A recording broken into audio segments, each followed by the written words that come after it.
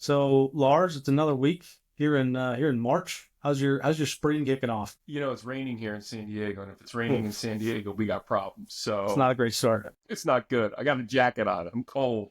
Aaron, we're really excited to have you on for a number of reasons. One of which we'll kind of jump into it.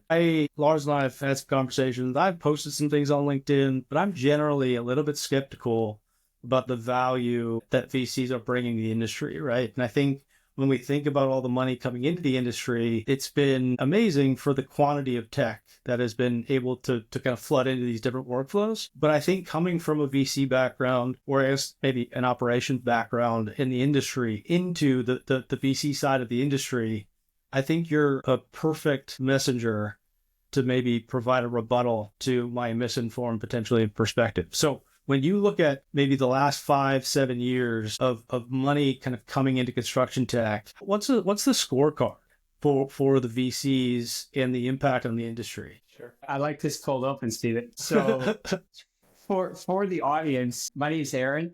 I look after a venture fund called GS Futures, early stage venture fund focused in construction and real estate. And before that, I spent a bunch of time in construction. We all met my previous life years ago when I was at a large builder. And before that, I worked at a service provider, Aon, doing a bunch of different functions. So have taken the approach that most folks in venture have, which is most venture investors do something before they do venture, right? Some don't, some lifelong venture folks, but most kind of hang out, do something else. And I love your point, which is, hey, should I be skeptical or should I be excited that these folks are hanging around the hoop?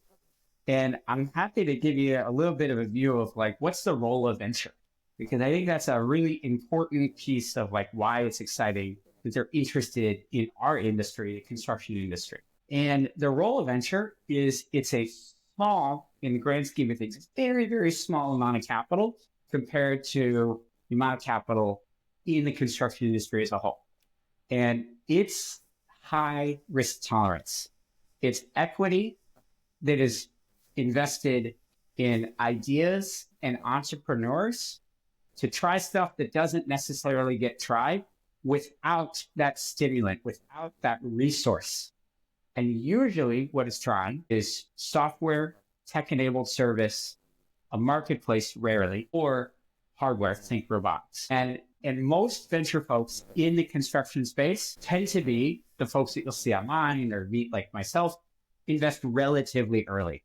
A company has less than a few million of revenue. They're still learning their product and learning their market. And the reason I like to compare that to R&D is without that venture capital, those ideas are great conversations at a bar, but don't change the industry. It's the stimulant to go from conversation to action. And I think that's a really important role to how do we change? How do we have gentle disruption of this industry? And you need a little bit of money to do that.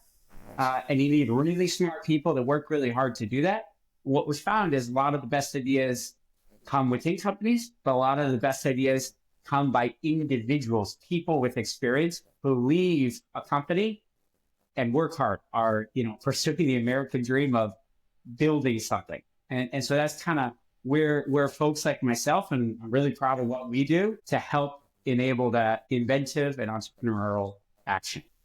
Yeah, I think that's a helpful foundation. And that is a bit of a unique twist on the traditional VC model. And I think maybe that's a follow-up question before you answer the other side of the question. But when you look at what you just described, that speaks to a healthier motion in terms of what the VC is attempting to incentivize and drive. And I guess my perspective, I'm coming from, I worked at a couple of startups, one of which was a data as a service company in the retail space. So we were selling into Walmart and Target to the world.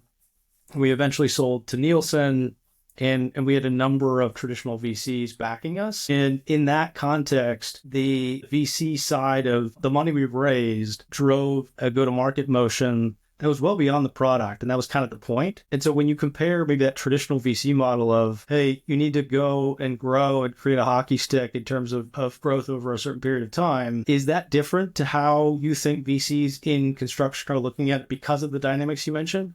I don't want to answer universally for every venture investor, right? And there's a lot of amazing investors that I really respect and partner with. But typically, I think the dynamic, Stephen, you're describing is a metrics-driven investment. How much did you sell, right? Versus an earlier stage investment, which is how are we solving a problem? I spend my day-to-day job relatively early stage. So think Series B and earlier tends to be where we spend most of our time. And at that phase, the hallmarks of success are, did we identify the right pain point? Can we build something that truly solves it?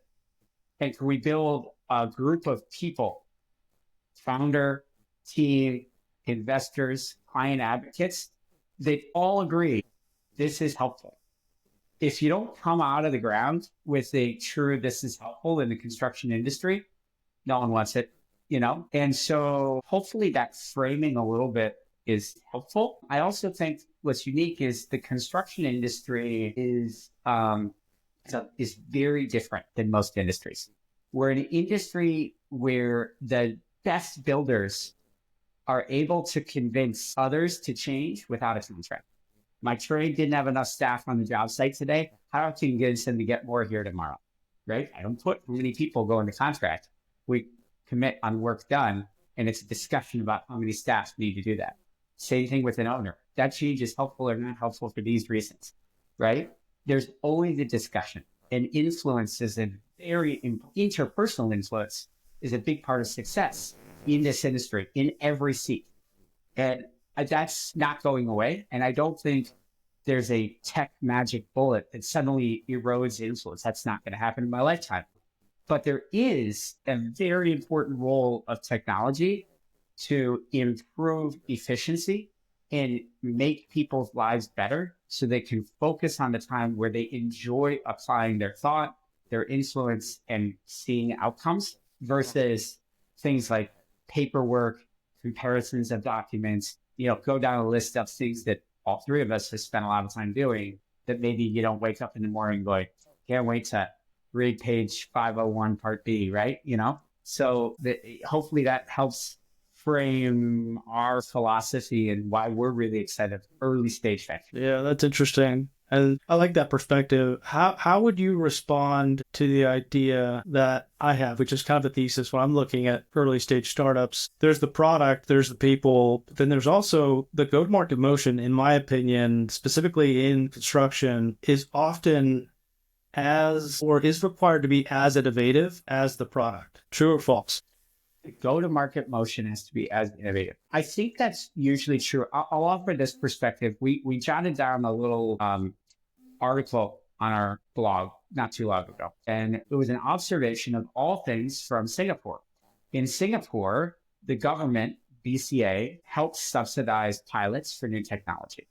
So why? They do that because they encourage their builders on projects that they're developing to try new stuff. And they take away some of the friction for the startup to get their software or other technology onto that job site by eliminating some of the costs to that pilot. That's a go-to-market motion, right? That's how do you try it? If it works, people are happy to pay money for it. If it doesn't work, bummer, right? But getting your product to the field and then doing what you say you're going to do, like everything in construction, just do what you say you're going to do, is, I think, part of the biggest challenge. It's a fragmented industry. If you've done one project, you've done one project. Teams are almost never together completely, job to job to job. You almost always build different stuff, job to job to job. So it's getting over that hump that give me a chance to prove myself, that I think is that go-to-market motion that you're articulating. And money is a barrier. It's not necessarily the correct barrier, but it is a barrier. Money's the barrier for who? The company? I think money is the barrier for a project, right? So if I'm a project manager, I typically don't have in my general conditions like a little slush fund that says I can spend this on whatever I want.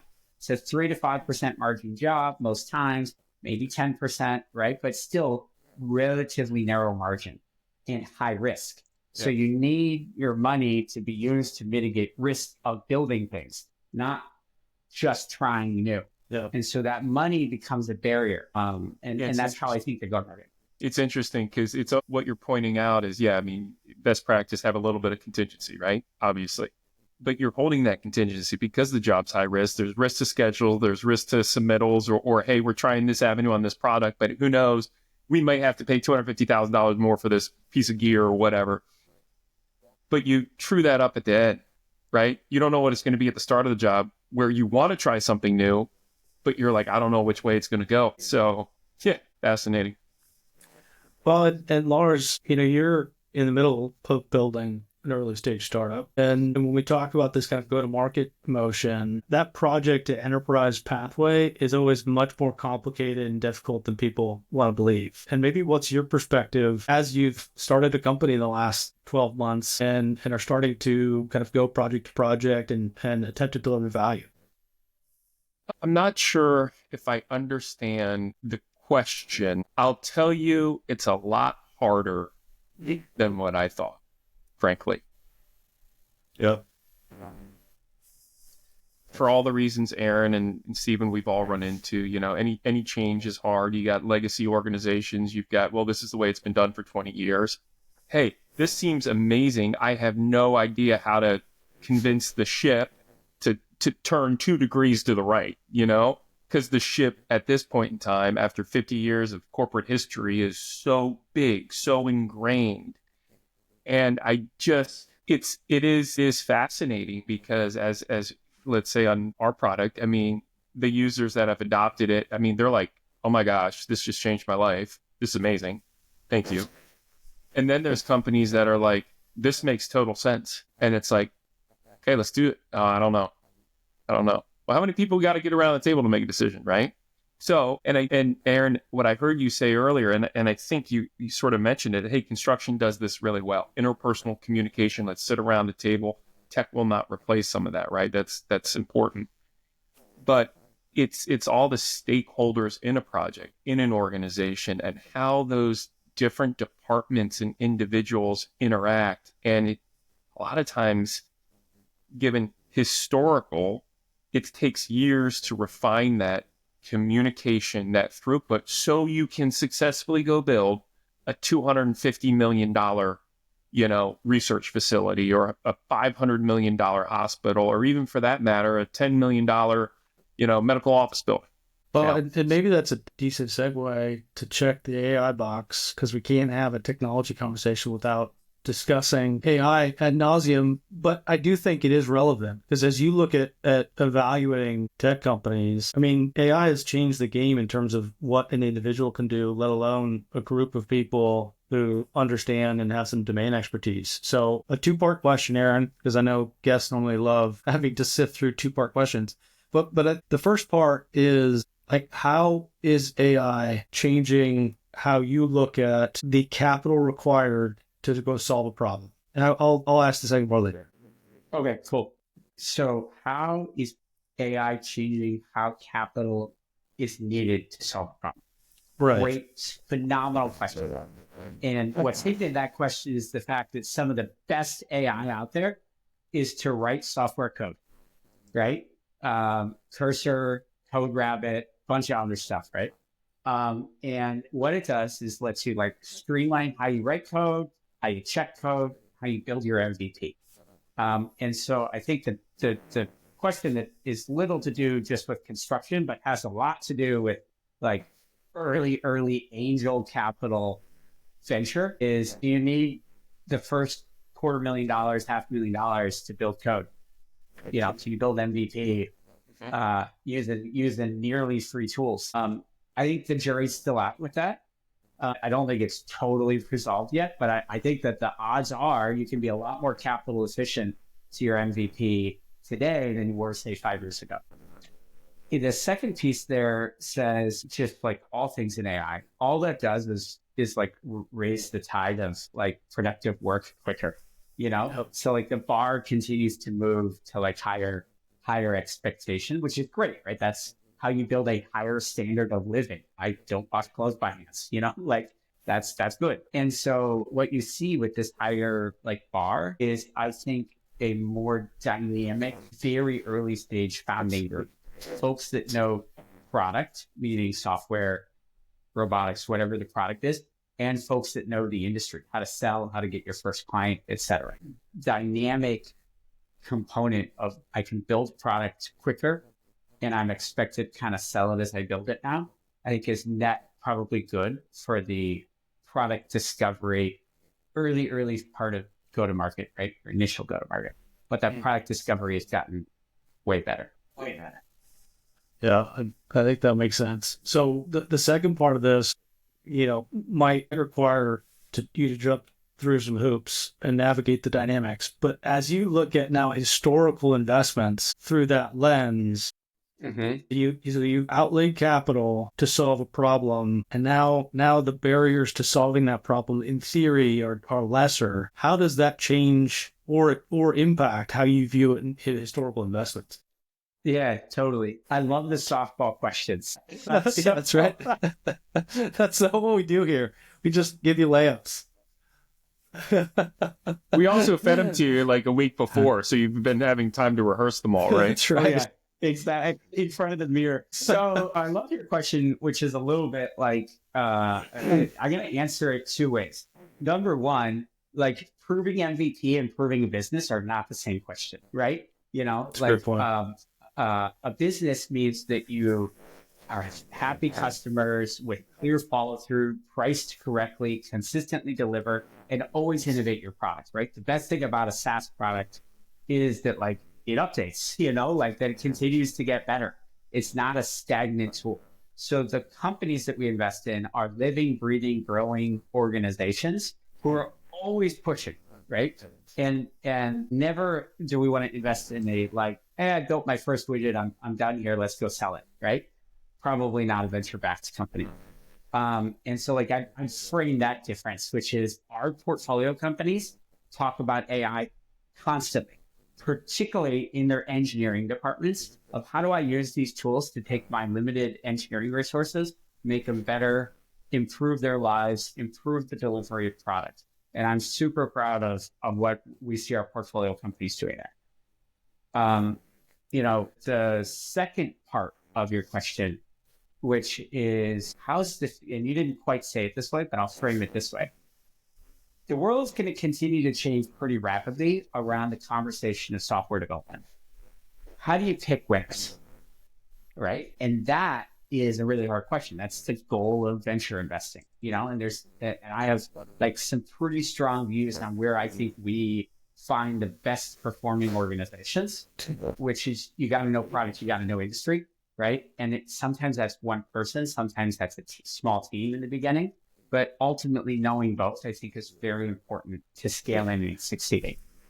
But I think you missed a pillar of your investment thesis, which you mentioned to me offline, which involves a vehicle of choice. Yeah, totally. I said in a different public forum, like a lot of the best founders ride motorcycles. And if you look at our portfolio, it's like more than half ride motorcycles. And the quandary of is why, right? So a founder has to be a magnet for talent, right? Help people want to work on this new idea that have product expertise or industry expertise well beyond what their salary might indicate.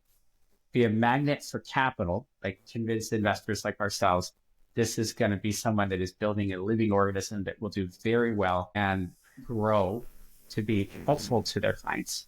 And then the third piece is take risks, take calculated risks, right? And I'm a big rider. I love it. It's a lot of fun, whether that's motor vehicle or bicycle. And if you do it and you do it enough, you're going to have an accident. It is part of the risk factor, but you do everything you can to have sharp skills, stay focused, be present in the moment, and prepare, right? I never get on anything with two wheels without a helmet, right? It will save your life. And so I think this risk-taking confidence is super important to being a good entrepreneur. Happens to be that those folks also take risks in their hobbies. Yeah, I like that. Calculated risk. Calculated risk.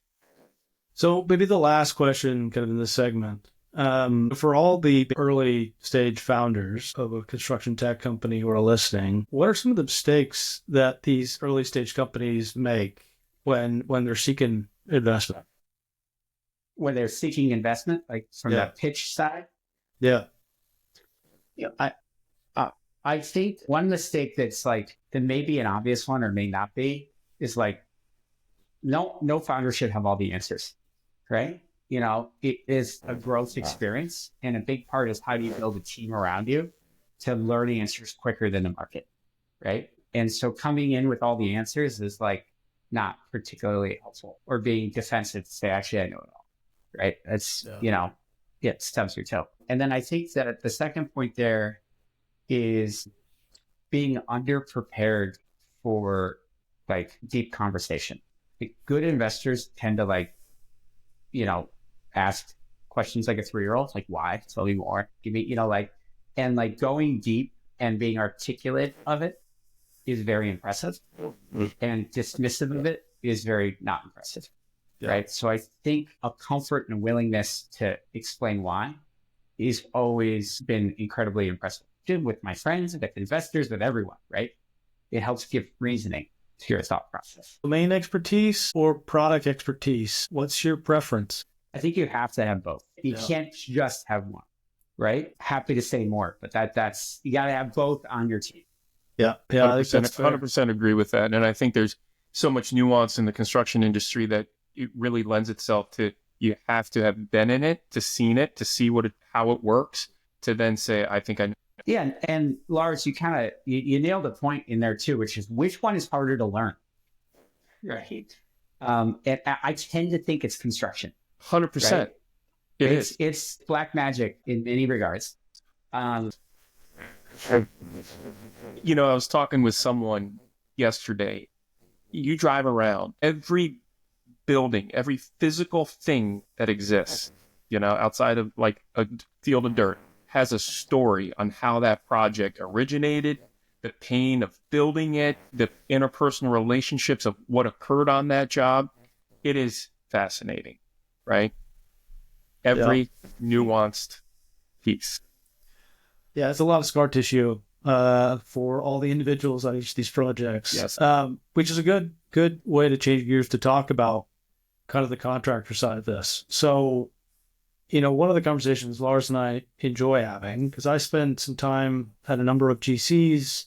Lars built one. And with all the technology we have coming into the space, we're multiple years into digital transformation, whatever that kind of means, depending on the category you're coming from. But we are at this point, it seems, that we kind of have the tooling to fundamentally adjust what project delivery looks like. And so then the question becomes, who are the stakeholders in this kind of new mechanism that is the job site? And so when you look at investing in a company that is trying to serve this market that is rapidly changing, well, it should be maybe changing more rapidly than it is. But if we're thinking hypothetically, how do you look at the ways in which specifically at GC might change in the next 3-5 years, potentially leveraging some of these technologies that are coming out? Yeah, it's an amazing question. I don't think it just applies to GCs, right? Yes. Trades as well, advisors, etc. The industry as a whole. And I think a lot of it is, and this discussion with a colleague of mine at a trade where he said, you know, how can we grow revenue without adding overhead? Right. And I like, it's super simple, but like, I think that's it. Overhead is, you know, in many ways, not excluding the people cost. We're going to exclude people, but it's the administrative burden of running that organization. Right? Sticks and bricks of where you do your work every day, all your, you know, how do I run payroll? How do I run, you know, invoicing? How do I manage project documents? How do I understand the contract, et cetera, et cetera, et cetera. And anytime you win work, you historically have had to incur overhead before you go and get that work. Right? And they kind of grow roughly, you know, similarly. I think as builders of all stripes adopt technology as an integral part of the workflow in finding, bidding, winning, and building work, they're going to be able to generate more work without as much incremental overhead. Let me ask a follow-up question to that. having onboarded an incredible amount of tech and fired an incredible amount of tech, right, due to failed promises. I think we've all seen that, been there. And that in and of itself is a really good discussion. Why does some tech fail, right? But one of the things that I see is this ever increasing amount of money that construction companies are forced to pay for this tech. And yet, do they see it as, well, this has the potential to change how efficient I am, or is tech just adding more overhead, right? Because really, I'm not going to change how I do it. I'm just saying yes to something. And so I don't know if you have an opinion or what you've seen and heard. Yeah, you nailed it in the last part there, Lars, which is before you ever spend a nickel on tech, you should really know your workflow, right? Like, what am I trying to get done? The first principles question, right? I want payroll to be issued the second and last Monday of every month, and like, how do I do that, right? And so like that workflow design and truly knowing your workflow before you substitute human labor versus technology-driven labor at parts of that workflow is really important. And at the end of the day, contractors, both trades and GCs, are service providers. Our labor in the field is what dictates a project's success. And it's that human execution of work. There was no building, there is a building. Not I've built 100 widgets and sold them in one location all over the world. Very different business models. Right. As a service-driven business model, your people are your most important assets 1,000 times over. So can you remove boring stuff from their workflow and enable them to do high value add stuff in their workflow? But it comes down to truly knowing workflow. So love that personal share on my journey. Early on, I based some workflows in my company off some really successful general contractors, R&D, right? Rip off and duplicate. So I just R&D'd what they had. And I was like, great, we'll do it. And it was like having a red folder. And man, these red folders were really important because you'd walk them around to like 6 different people and everyone would sign and look at it. And then I'm like, this is insane, right? Because, at this point in time, I'm in how many states, I got this going on, that going on. And I was like, wait a minute. What if I hire a project manager in North Dakota? Am I going to FedEx him a red folder? Time out. We know what the workflow is, but I want to be able to hire the best talent anywhere in this country, and they immediately plug into the organization seamlessly overnight, and anything that I need from them can happen like that. If an approval needs to occur, it can happen like that. We have to retool our machine so we can get the best talent at a moment's notice, and they immediately have all the tools here. We're not spending so much time and energy around these folders, right? Like, we got to rethink what we want the employee experience to be like, thus returning them more time to add more value into the organization, right? Which is something I heard you say earlier, which is like, get rid of this low-hanging fruit, these administrative burden, and like, let's 10x this person in terms of like what their true talents are and harness that to add the most value back into the organization. 100%. That's our job as a leader. Is to say, how can I make sure you have every tool and a clear process to not stub your toe day after day? And that's a combination of things, right? It is. And I've certainly seen some CEOs who just crush it in that category, and then others that struggle a little bit. Totally. Yeah, I mean, I think you guys nailed some key things there. I think the other side, though, that I think is going to continue to happen is tech is going to look at how they are part of the creation of outcomes rather than just part of the solution in solving a problem. And so what I mean by that is, I think it's not going to be enough to say, I have a tool that your people then use. I think it's, and whether that's developed within a customer success model or not, but I think it is, I've built a tool that, yes, can augment your team, but I also have a subject matter expert that's going to be part of the delivery process of implementing this tool within your organization to reduce change management costs and be part of the workflow that delivers the outcome that you just purchased. And so like a really example of this would be you build maybe a knowledge management tool at an enterprise level. That can easily cost quite a bit of money, and it plugs in an enterprise and never really creates much value because it's not connected to the dynamic workflows that create the data, right? Right. And so I think down the road, you're going to have a knowledge management tool that also comes with a team that captures data, helps manage data for an organization to create the outcomes that they purchase. You're purchasing outcomes instead of tech, is I think some version of the future. Hopefully. I think you're right. I think there's probably a sidetrack conversation. Like, how do you write that up in my annual CMM? We could go really deep on this, but yeah, I'll give a shout out here to one of our portfolio companies, Smart PM. So Smart PM is a schedule analytics platform, right? Scheduling is done on Microsoft Project or P6. It looks like Greek to most people on the job site, but it has really important information in it if it's built well. So the first thing is is it a well-constructed schedule? A, B, C, D, great, right? Number two is, what's it tell me in my role? Whether I'm in mechanical trade, electrical trade, structural steel, whatever it is. And so there's this, is it right? Is it telling me something I need to know? And then is it updated? Is it actually current? Getting all of that out of a schedule quickly is pretty time consuming and highly burdensome. Smart PM is an amazing product to automate that. Does a really good job. But more importantly, when you call CS customer support at Smart PM, you might have a question on the principles of good project controls, right? The principles of good scheduling hygiene. How do I make sure I'm getting the most out of the benefits of being thoughtful, of coordinating a schedule across all of my trades and with my owner at every OAC meeting? That question has nothing to do with the software and everything to do with the outcomes. Yeah, spot on. And they've done a phenomenal job making sure that they truly know project controls. Very good. Because they don't get a phone call.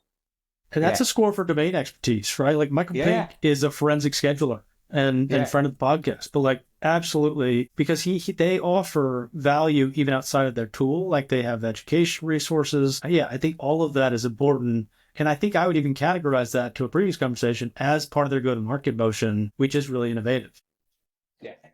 Yeah.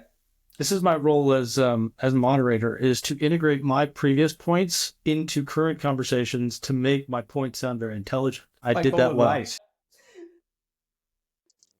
This is good. So I think as we look back at let's go back to contractors for a second. GCs, trade partners, specialty contractors.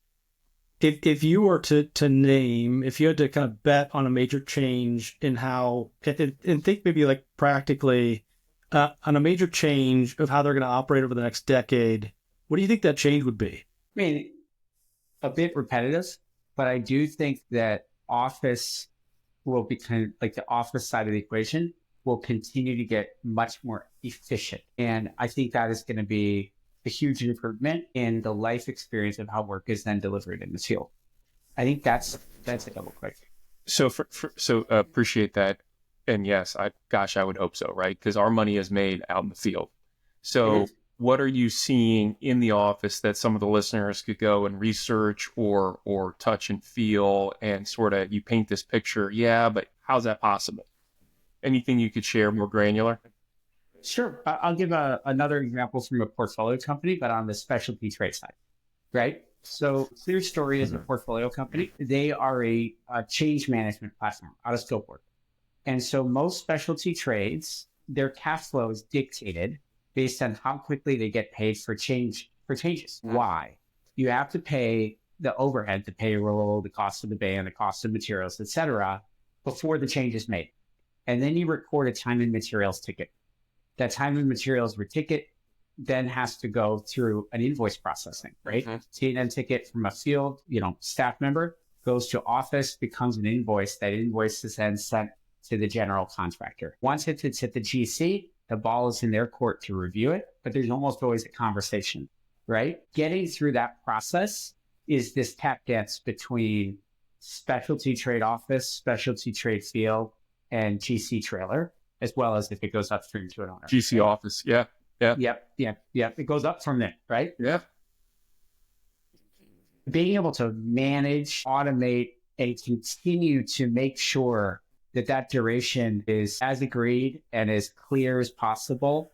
And not only that, that your invoiced changes are comprehensive, right? Yeah. There was no mistake Yeah. of saying, oh, I used the wrong man-hour like rates. I used, unapproved material, whatever it might be. You don't want that mistake either, because that just drags out time.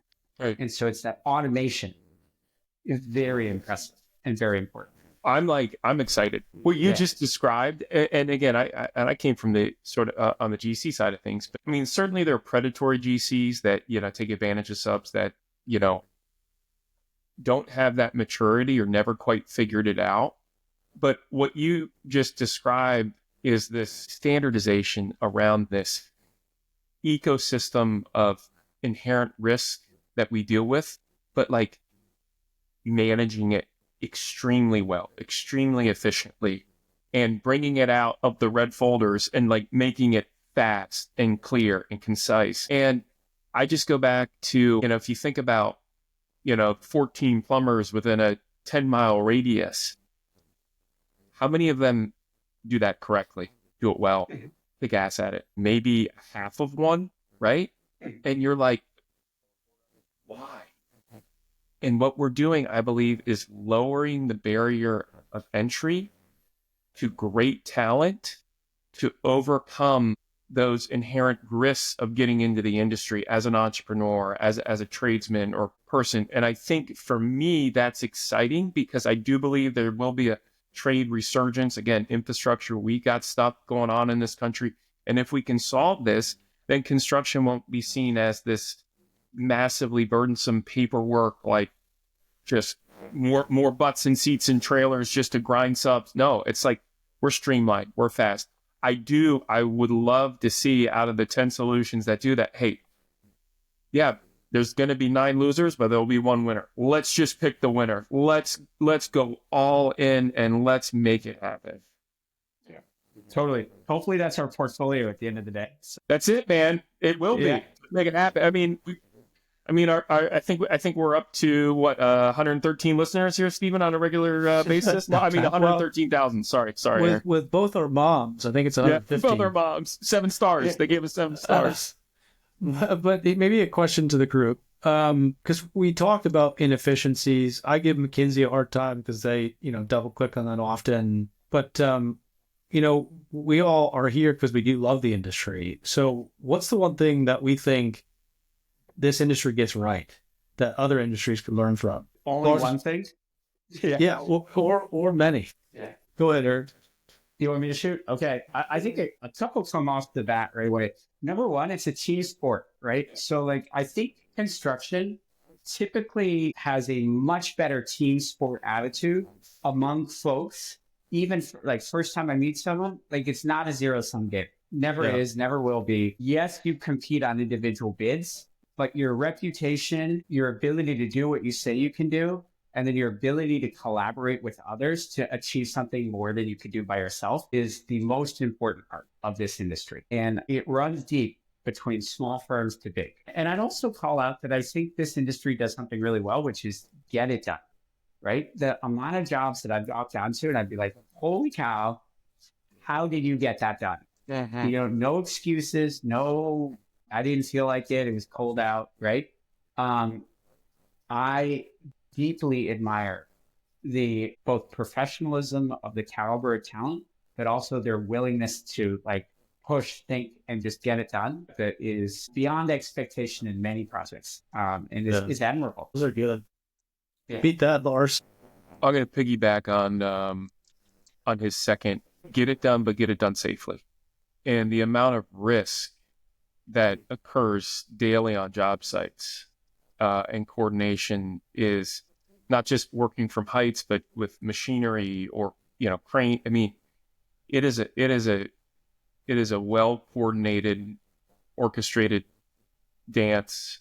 And it's small and large projects, right? I mean, being in tight interstitial spaces with asbestos. I don't know how many years ago, but we probably would just have thrown guys in there just to go work, right? Chipping all off, breathing it all in. We're beyond that. How many people died in Brooklyn Bridge, right? We just buried bodies down at the bottom of the footings. We don't do that anymore, you know? And I do think the attention paid to safety is critical. And it's not just, it's also critical to invigorate that next generation coming in, right? Because people obviously do want to come home every night and they want to build amazing stuff, but they want to come home. So Yeah, I like that. I think the only thing I would bolt on would be, I think it's a meritocracy, right? The job site. I think ultimately the value you provide will flex to the top, and it's, you know, I think that does lead also to the camaraderie and the kind of vibe of teaming that does exist.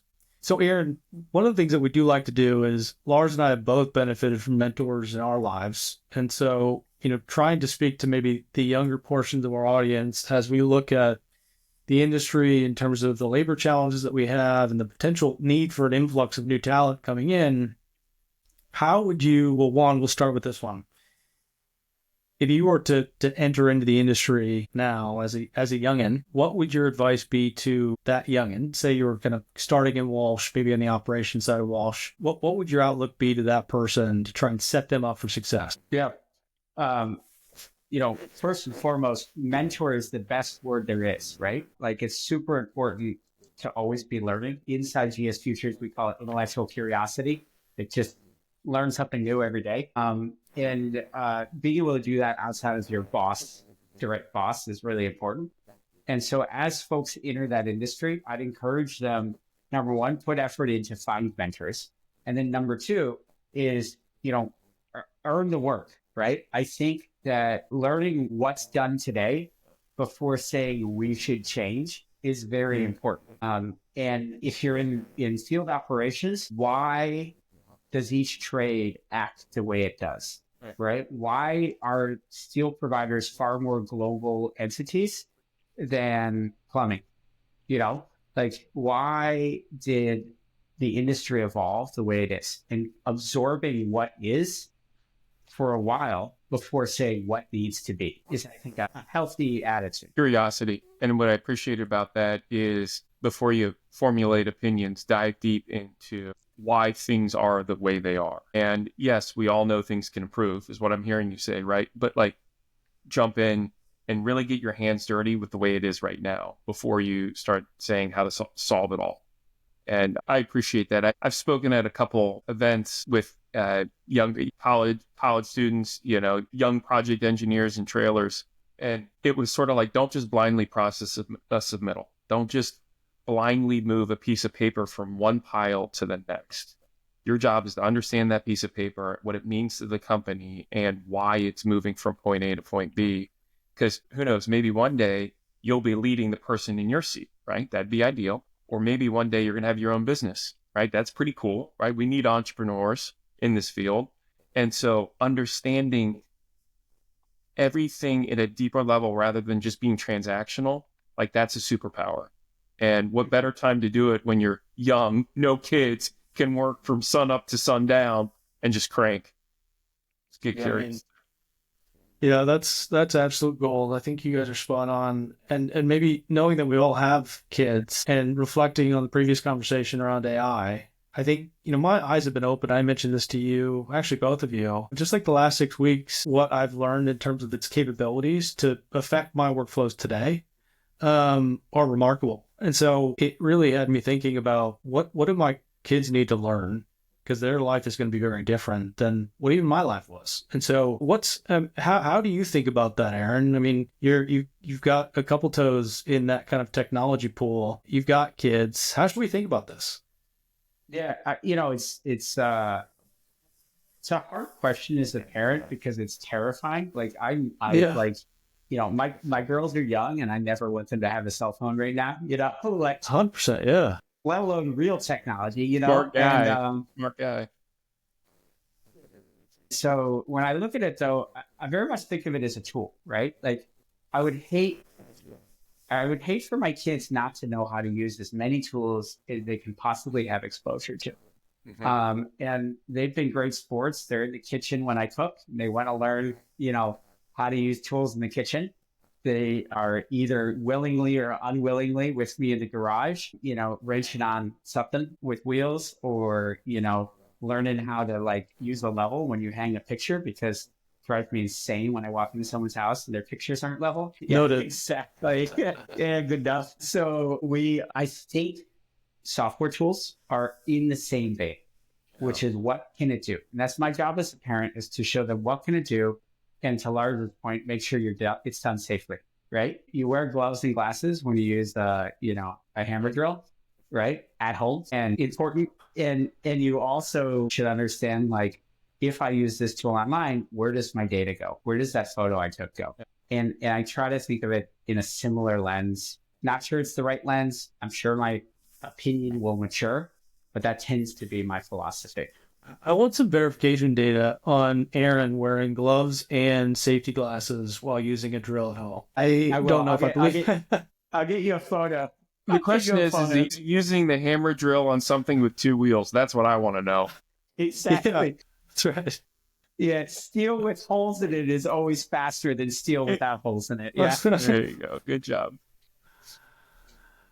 Yeah, I think that's right. I mean, I think it is a tool. And to your point, the pace of evolution of that tool doesn't necessarily change how we approach that tool yet, right? It may in the future, but we can't predict. And we have to use the current paradigm of thinking to evaluate it, right? And I think that is the good framework to use. I think the other side of that I've thought about is what's going to become more scarce, harder the skill, right? The skills that require generational knowledge to be passed on are in theory going to become more rare. And so, I recently made a joke about my inability to understand how to square a roof. Like that guy who understands that and could pass that on. Like, I've already tagged him. Like, as soon as my kid's like 10, he's going to go intern for my roofer buddy. But I don't know, Lars, how are you thinking about that with some of your boys? What I heard Aaron say was in the kitchen, in the garage, as much as possible, right? And I think we as fathers, or we as family men and business and entrepreneurs, we have a certain duty to willingly and openly share and coach. And I don't believe it stops at sort of just, we'll call it bloodline, right? It translates over into the office too. And I always love watching older superintendents mentor younger, fresh out of college kids, right? Guaranteed someone's feelings are going to get hurt that day, without a doubt. We have a responsibility to do it ourselves. The school system isn't going to do it, right? They took shop out of school. It's crazy. Whether it was auto, woodworking, steel, like they took it all out, right? They just did. And I think that was a real bummer they did that. I never got to experience any of that stuff. I don't know if you guys did, but so what I try to do is say yes when my kids show interest around some of that stuff, right? Like whether I'm fixing an engine or working on a project, if they show the slightest interest, absolutely. Last thing I want to do is force them. Right? Now, that's at my kids. Now, with regards to employees, I frankly always took the approach that I'm going to share as much as possible at risk of losing them, right? Because if I hold it in, am I actually making the organization better? Am I leveling up this person? Does this person feel like they're growing and learning here in this organization? Or is the organization withholding from them and thus creating resentment and you will say a potential lack of loyalty? So I almost sort of always lean forward, sharing an incredible amount, hoping that this would bring them closer, but also knowing that, yeah, maybe this won't work out, and that's fine. But if they left this place smarter and better than them when they came, then they'll have great memories. So I want to be sensitive to your time, Aaron. So just maybe one or two more questions. And maybe this last segment is, we'll call our Brene Brown moment of radical transparency. But if you could describe a difficult challenge in your career that you overcame and maybe what you leveraged to overcome that challenge, what would that be? There's an infinite number of could have done it better moments throughout that challenge experience, but maybe I'll do one, which is when I first joined Walsh. So worked for Walsh for a bunch of years, was really fortunate to work in the team there that led public-private partnerships or project finance developments of roads, bridges, et cetera. And when I first joined, I had a couple of years of exposure to the space, but had never had a leadership role in it, right? I was coming as an advisor into like the hot seat.